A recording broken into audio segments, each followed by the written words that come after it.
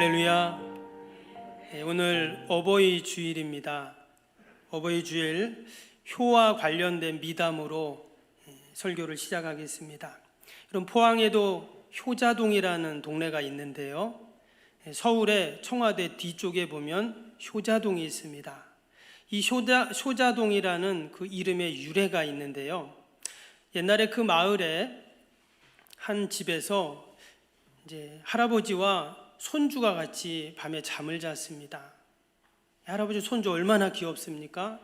근데 밤에 잠을 잤는데 아침에 며느리가 이제 인사를 하려고 방에 들어가 봤더니 글쎄 이 어린애가 이불에 깔려 죽은 거예요. 그래서 깜짝 놀래가지고 어떻게 할까 하다가, 만약에 이 시아버지가 알면 얼마나 마음이 아프겠어요? 그래서 아이를 등에 업고 남편에게 달려갑니다. 그래서 남편한테 이 얘기를 했더니 이 남편이 이 어린아이에 그냥 뺨따귀를 그냥 내리쳤다는 거예요. 아니, 할아버지, 손주가 할아버지 마음을 이렇게 아프게 하고, 이런 불효가 어디 있냐고. 그랬더니 그 죽은 아기가 살아났답니다. 알고 봤더니 애가 기절을 한 거예요. 이 소문이 퍼지면서 그 마을이 효자동이 됐다는 그러한 이야기가 있습니다. 여러분, 오늘이 어버이 주일인데요, 1년 52주 다 너무나 많은 하나님의 은혜를 주시지만 오늘은 특별한 은혜가 있죠.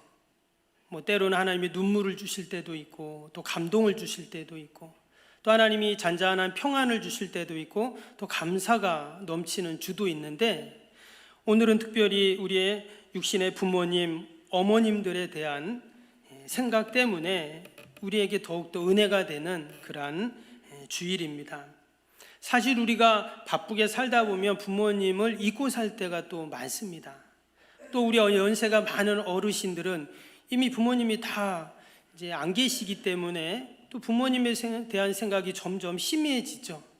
또 내가 자녀들 키우고 돌보니까 또 그런 시간들이 점점 줄어드는 것이 사실입니다. 그러나 여러분, 부모님의 사랑을 우리는 영원히 잊을 수가 없죠. 아무리 우리가 자랑을 하고 또 자랑을 해도 흉이 되지 않고 신뢰가 되지 않는 것이 바로 우리의 부모님이십니다. 성경에도 보면 이 부모님 사랑, 부모님 공경에 대한 말씀들이 많이 나옵니다. 우리 기독교의 대표적인 계명인 십계명에 보면 제5계명이 뭡니까? 내 부모를 공경하라 하는 계명입니다. 그래서 우리 기독교를 가르쳐서 효의 종교다 이렇게도 말을 하죠. 초창기 한국교회가 시작이 될 때 제사 문제 때문에 기독교는 부모도 모르고 효도 없다, 이런 오해를 받기도 했습니다. 그러나 그것은 종교에 대한 부분이지 부모님에 대한 효에 대한 부분이 아니었죠.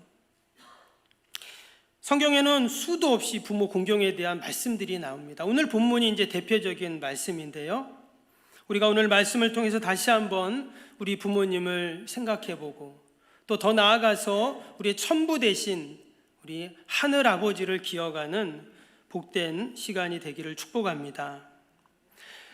여러분, 이 세상의 모든 부모님들은 우리 자녀들에게 어떤 말을 하고 싶을까요? 아마도 너는 내가 세상에서 제일 사랑하는 애야, 이렇게 아마 말을 하고 싶을 겁니다. 여러분, 그렇다면 하늘에 계신 우리의 천부 하나님은 하나님의 자녀인 우리들에게 뭐라고 하고 싶을까요? 이사야 49장 16절에 보면 이런 말씀이 나옵니다. 내가 너를 내 손바닥에 새겼고 너의 성벽이 항상 내 앞에 있나니. 여기에 보면 하나님께서 우리의 이름 석자를 손바닥에 기록했다 이렇게 말씀하지 않고 새겼다 이렇게 말합니다. 마치 돌이나 나무에 조각칼로 새겨 넣듯 하나님의 손바닥에 우리의 이름을 새겨놨다는 거예요. 왜? 잊지 않으려고. 여러분, 이것이 바로 우리를 향하신 하나님의 사랑인 줄로 믿습니다. 그럼 우리 부모님들은 어떨까요? 여러분, 우리 부모님들도 손바닥뿐만 아니라 우리의 가슴 한복판에 자식들의 이름을 새겨놓고 그 얼굴을 새겨놓습니다. 왜냐? 내 생명을 다해서 이 자녀를 낳고 키웠기 때문입니다. 생명과도 같은 존재, 너무나 귀한 존재가 바로 우리의 자녀들이죠. 여러분, 부모는 자식을 어떻게 사랑합니까? 우리 부모들은 자녀들이 잘 되기만을 바라죠. 우리 부모님들 맞죠? 예, 응답이 없어요. 여러분, 자식을 위해서라면 어떻습니까? 부모는 체면도 버리고 모든 힘든 것도 아랑곳하지 않습니다. 그래서 우리가 부모님의 사랑을 이야기할 때 하늘보다 높고 바다보다 깊다, 이런 말을 해요. 왜? 그 사랑을 우리가 다 측량할 수가 없기 때문입니다. 마태복음 15장에 보면 병에 걸린, 귀신 들린 그 딸을 고치고자 하는 한 어머니가 나옵니다. 딸이 늘 그 귀신 들려 또 병으로 고통당하는 그 모습을 보면서 너무 안타까워서 이 병원 저 병원 좋은 약이라고는 다 그렇게 먹어보고 온갖 방법을 다 해보지만 딸은 나아질 기미가 보이지 않습니다. 그러던 중에 예수님에 대한 이야기를 듣게 되죠. 그래서 그 어머니는 예수님에게 나아가게 됩니다. 그럼 예수님 앞에 무릎을 꿇고 그래요. 예수님, 제 딸을 좀 고쳐주세요. 귀신 들려 저렇게 고통당하고 있는데 좀 고쳐주세요. 그렇게 하소연을 합니다. 딸을 고치기 위한 어미의 그 간절함이 예수님께 전달이 되죠. 그런데 희한하게 예수님은 뭐라고 하셨습니까? 자녀의 떡을 개들에게 줌이 마땅하지 않다, 이런 말씀을 했어요. 마치 그 여인을 개 취급하듯 그렇게 매몰찬 이야기를 하십니다. 여러분, 요즘 같았으면 별꼴이야, 내가 별소리를 다 듣네 하면서 가버렸을 것입니다. 근데 이 어머니는 어떻게 합니까? 하나님의 또 다른 계획과 뜻이 그 안에 분명히 있었죠. 그 여인을 향한, 어머니를 향한 하나님의 시험, 믿음의 시험이 분명히 있었습니다. 근데 여인은 그것을 사실 잘 몰라요. 그럼에도 불구하고 이 어머니는 뭐라고 합니까? 주님 맞습니다. 그러나 개들도 그 주인의 상에서 떨어지는 부스러기를 먹지 않습니까? 저에게도 그러한 부스러기 은혜라도 좀 있으면 주십시오. 예수님은 그 말에 예수님도 손을 들어버리세요. 딸이 병을 고칠 수만 있다면, 딸이 행복해질 수만 있다면 자신의 체면 따위는 아무런 문제가 되지 않았습니다. 어떤 수모를, 어떤 멸시를 받아도 참아내고 또 참아내는 것이 어머니의 사랑이죠. 결국 그 자식을 향한 어미의 희생과 사랑이 여러분 딸을 고치는 그 은혜와 역사가 있었는 줄로 믿습니다. 그 딸은 지금 귀신 들려 앞뒤 분간을 못합니다. 딸에게 무슨 믿음이 있었는지, 무슨 수고와 공로가 있었는지 아무런 이야기가 없어요. 오직 하나, 그 어머니의 간절한 하나님을 향한 기도와 믿음과 신앙을 통해 여러분 그런 역사가 일어났어요. 우리 부모는 하나님께서 지난주 말씀드린 것처럼 하나님께서 우리의 자녀들을 우리에게 선물로 주셨고, 또한 우리에게 기업이라는 말 속에는 숙제라는 말이 있어요. 우리가 하나님 앞에서는 그날까지 우리 자식들을 위해서 우리가 더 믿음으로 잘 양육해야 할 줄로 믿습니다. 여러분, 세상에서 진정으로 내가 잘 되기를, 내 앞날이 잘 되기를 원하는 사람은 우리의 선생님도 친구들도 아닙니다. 오직 부모님 뿐이에요. 내가 성공하는 것 진심으로 기뻐해주고 즐거워해줄 사람, 우리 부모님밖에 없어요. 이웃도 친구도 형제도 아닙니다. 오직 우리의 부모님이세요. 그래서 우리는 늘 부모님을 생각할 때 감사하고 또한 감사해야 할 줄로 믿습니다. 우리 이 시간 옆에 있는 분이 우리의 부모님이다 생각하고, 이미 천국 가신 분도 계시지만 그래도 다시 한번 부모님 생각하면서 우리 한번 같이 감사합니다 한번 얘기할까요? 어머니 아버지 감사합니다 한번 얘기해 주세요.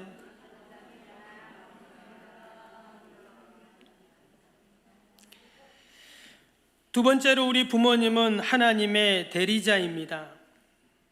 여러분, 부모님은 자식의 허물을 다 받아줍니다. 왜? 부모이기 때문에 그렇죠. 세상 사람들이 다 나로 인해서 실망하고 나를 손가락질하고 포기해도 여러분 끝까지 기다려주고 참아주고 받아주는 사람은 부모님밖에 없어요. 그런데 여러분 이 모습이 어떤 모습입니까? 마치 우리를 향하신 하나님의 모습이다라는 거예요. 여러분 우리가 어떠한 모습이어든 하나님은 우리를 다 받아주세요. 예수님 마지막 십자가에 달리실 때 옆에 달렸던 그 강도, 여러분 당시에 십자가에 달려 죽는다는 것은 극악무도한 죄인만을 십자가형을 합니다. 근데 예수님은 죄가 없으셨지만 우리의 추악한 죄를 위해 십자가에 달리셨죠. 근데 그 양옆에 있었던 그 죄수들은 분명히 그 극악무도한 죄인들입니다.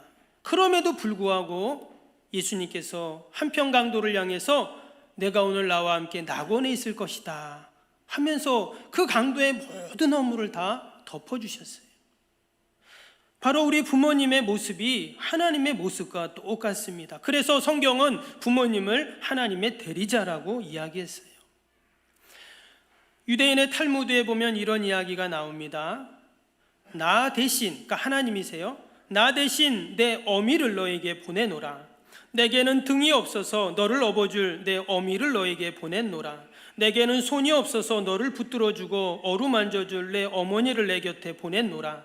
나는 너를 품어줄 가슴이 없어서 너를 품어줄 어미를 내 곁에 보냈으며 내게는 젖이 없어서 생명의 젖을 줄 내 어미를 너에게 보냈노라.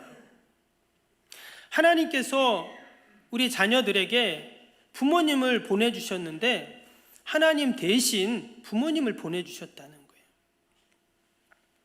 나를 키워주고 보호해주고 돌봐주고 나를 도우시는 그 부모님이 바로 하나님이시다라는 것을 우리는 기억을 해야 합니다.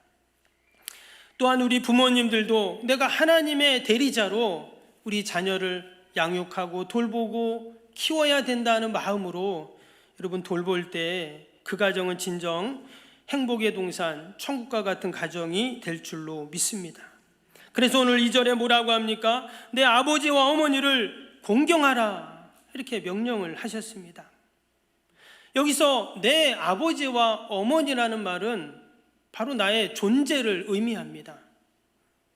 내가 이 세상에 존재하게 하신 분이 바로 내 아버지와 어머니라는 말이죠.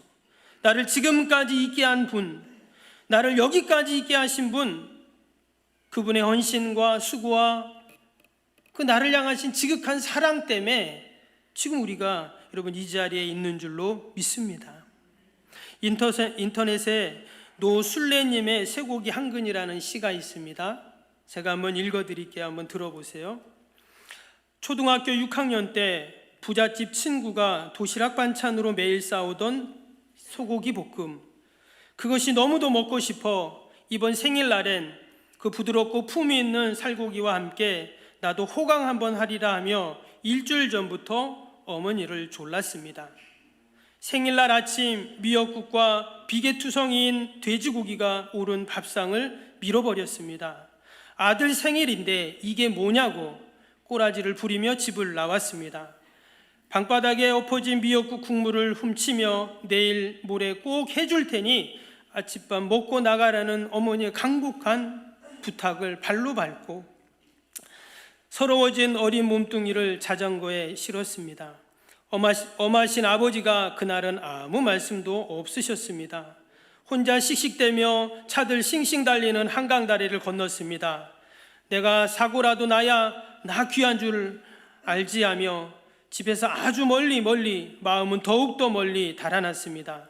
분을 삭히지 못해 코를 훌쩍거리며 가닿는 곳은 김포공항이었습니다. 거기서도 한참을 어머니에게 반항을 했습니다. 다시는 돌아가지 않을 것처럼 말입니다. 저녁이 돼서 자전거도 지치고 나도 지쳐 집에 왔더니 한바탕 난리가 났었나 봅니다. 누나들이 퉁퉁 부은 눈으로 나를 껴안았습니다. 우쭐해졌습니다. 나를 나무라실 줄 알았던 어머니는 아무 말도 없이 셋살 푸대를 뜯어 쌀 한 바가지를 가게집에 갖다다 주셨습니다. 어제 빌려줘서 고맙다고 하며 밀린 외상값도 함께 갚은 눈치였습니다. 아버지 월급이 오늘에야 나왔다고 미안하다고 멀리서 아버지 손에 뭘 들고 올라오고 계셨습니다. 신문지로 꽁꽁 싼 쇠고기 한 근이었습니다. 신문지 속에 아버지 살점이 다 들어가 있는 듯 아버지가 무척 작아 보였습니다.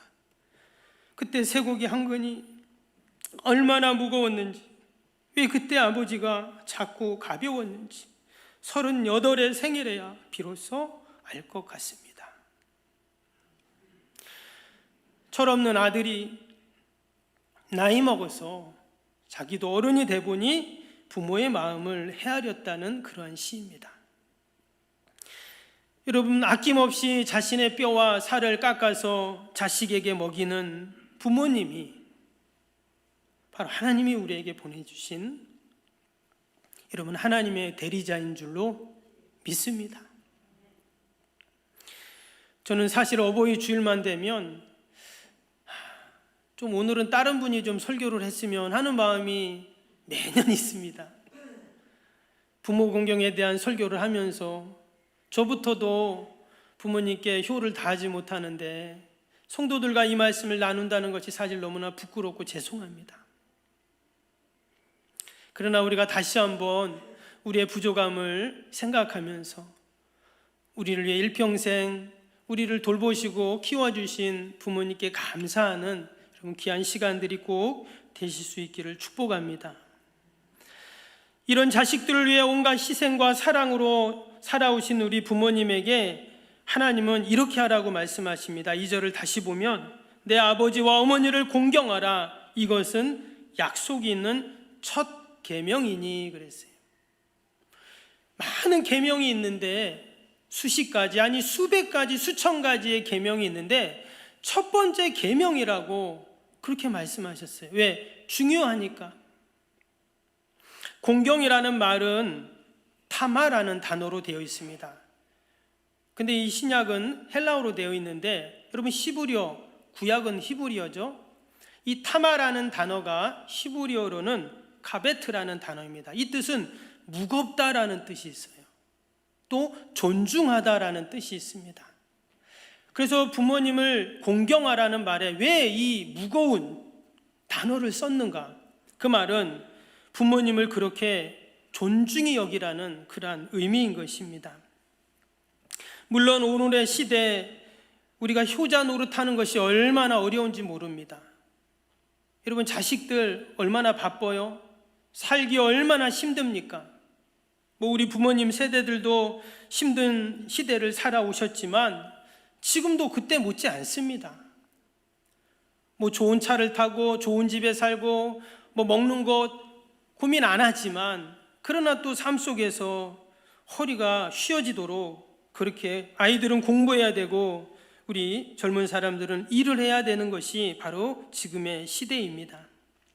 그럼에도 불구하고 하나님께서는 우리에게 첫 번째 계명으로 내 아버지와 어머니를 공경하라고 말씀하십니다. 왜냐? 이것이 바로 하나님이 기뻐하시는 것이기 때문입니다. 골로새서 3장 20절 말씀해 보니까 자녀들아 모든 일에 부모에게 순종하라, 이는 주 안에서 기쁘게 하는 것이니라 그랬어요. 이것이 하나님을 기쁘시게 하는 일이다 그랬어요. 여러분, 우리 성도들의 신앙의 마지막 목표는 하나님을 기쁘시게 하는 거예요. 여러분, 저희 교회 비전, 저희 교회 표어가 뭡니까? 하나님을 기쁘시게 하는 교회. 그래서 저희 교회에 요양원이 있고 이전에 양로원이 있었던 거예요. 왜? 하나님을 기쁘시게 하는 것이 바로 우리 어르신을 섬기고 돌보는 것이기 때문이죠.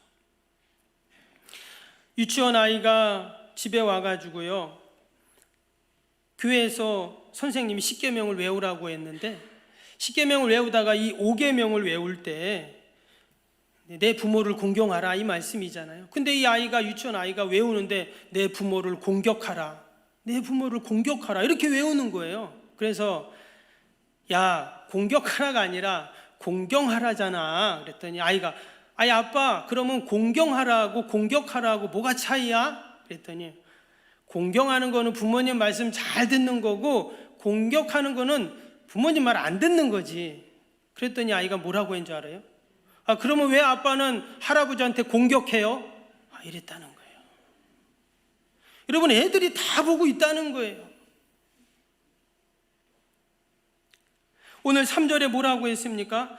이로써, 그러니까 부모님 공경할 때 이로써 내가 잘 되고 땅에서 장수하리라 그랬어요. 우리가 다 잘 되기를 원하는데, 다 이 땅에서 건강하고 오래 살기를 원하는데 하나님의 방법을 가르쳐 주셨어요. 근데 이 방법은 놔두고 세상 방법 아무리 찾아도 잘 안 됩니다. 건강하게 행복하게 오래 못 살아요. 말씀대로 하면 그대로 됩니다. 우리가 부모님 공경하면 내가 잘 되고 땅에서 장수한다고 분명히 약속해 주셨습니다. 우리가 이 약속의 말씀을 꼭 붙잡고 저와 여러분이 이 땅에서 다 잘 되고 여러분 장수하는 복을 다 받아 누릴 수 있기 축복합니다. 우리가 육신의 부모님도 이렇게 공경하지만 이런 영적인 아버지 천부 하나님도 우리가 어떻게 해야 됩니까? 당연히 공경해야 합니다.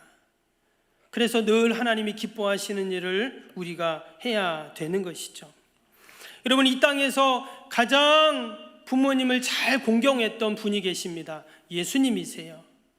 예수님은 십자가에 달리시면서 마지막 숨이 끊어지는 순간까지 육신의 부모였던 어머니 마리아를 제자에게 부탁하죠. 여러분, 정신이 있겠습니까? 손과 발에 못이 박히고 가시 면류관을 쓰고 옆구리에 창이 찔리고 그 십자가에서 달려가지고, 그럼에도 불구하고 그 육신의 어머니를 제자에게 부탁하는 그 효를 마지막까지 보여주셨습니다. 또 영적인 아버지 되신 하나님의 뜻을 마지막까지 받으셨어요. 하늘 보좌 버리시고 그 뜻을 이루기 위해 이 땅에 내려오셨습니다. 예수님은 천군 천사를 호령하실 수 있는 분이셨어요. 로마 군병 아무것도 아닙니다. 십자가에서 내려오실 수 있었지만 하나님의 뜻을 받들기 위해 끝까지 내려오지 않으시고 우리의 죄를 사하시기 위해 고난과 수모와 모함과 고통을 다 참아내셨습니다. 왜? 아버지의 뜻을 받들기 위해서. 그래서 우리의 부모님을 공경하는 롤 모델은 바로 예수 그리스도이십니다. 우리가 오늘 어버이 주일을 맞이하면서 다시 한번 부모님의 사랑을 기억하고, 또 누구보다 부모님을, 육신의 부모님, 영적인 부모님을 공경했던 우리가 예수님을 생각하면서 우리가 늘 하나님의 기쁨이 되는 저와 여러분이 되기를 주님의 이름으로 축복합니다.